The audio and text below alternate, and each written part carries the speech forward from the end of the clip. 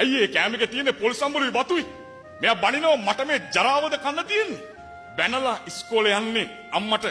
අම්මා ඒත් පස්සෙන් ගිහිල්ලා අර පුතාගේ බෑග් එකට අර පොල් සම්බුලුයි බතුයි ඔතපු කෑම එක දානවා. මොකද අම්මා දන්නවා මේ පුතාට බඩගින්න එනවා කියලා අම්මා දන්නවා.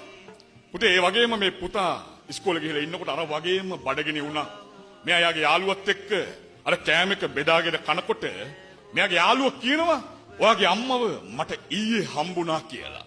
පුතේ කොහෙදද කියලා අහනකොට මෙයා කියන ඔයාගේ අම්මව හම්බුනේ ලේදන් දෙන තැනකදී කියලා කියනවා. පුතේ කන කෑම එක කන එක නවත්තලා මෙයාට මතක් වෙනවා ඊයේ අම්මා වැඩට යනවා කියලා ගිහිල්ලා අම්මා ඉක්මනට ගෙදර ආවනේ. අම්මා එනකොට අම්මගේ අතේ හාල් කිලෝ 10ක හාල් මිටියක් තිබුණා. අම්මගේ අතේ තිබුණ මාළු පාන් ගෙඩියයි කිරි පැකට් එකයි අනේ පාඩම් කර කර හිටපු මට දුන්නා නේද කියලා මේ පුතාට මතක් වුණා. පුතේ හිතලා බලන්න පුතාට අමතක වුණාට හාල් මුට්ටිය බලන්න අම්මට මතක් වුණා හාල් මුට්ටිය හිඳලා කියලා. මේ පුතාට මතක් වුණා. ගෙදර හාල් තිබ්බේ නැති හින්දා ලේ ටික දන් දීලා එතනින් හම්බුන හාල් ටික ගෙනල්ලා නේද මගේ අම්මා පොල් සම්බුලුයි බතුයි එක්ක මේ කෑම එක දුන්නේ.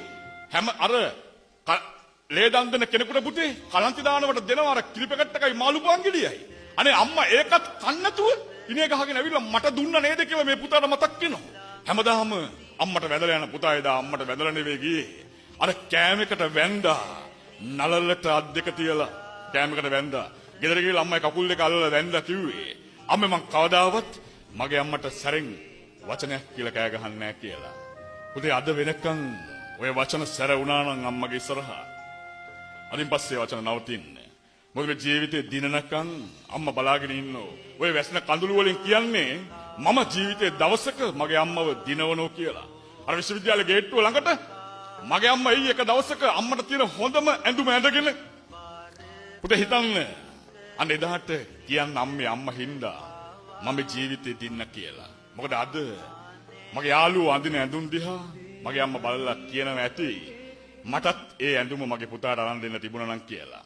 නමුත් අම්මා ගාව සල්ලි නැතුව ඇති.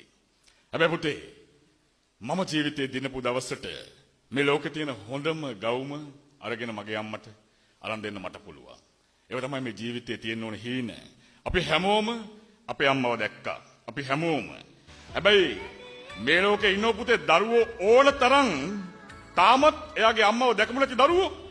මෙයා තාම එයාගේ අම්මව දැකලා නැහැ. එයා අම්මව අතගාලා බලන්නේ අම්මා මොන වගේද කියලා. හිතන්න හැබැයි මේ පුතා කියනවා අම්මේ මට සමා වෙන්න කියලා මේ පුතා කියනවා. ඇයි ඒ? අම්මගේ ලේ ටික කිරි කළා මට දුන්නකට මට සමා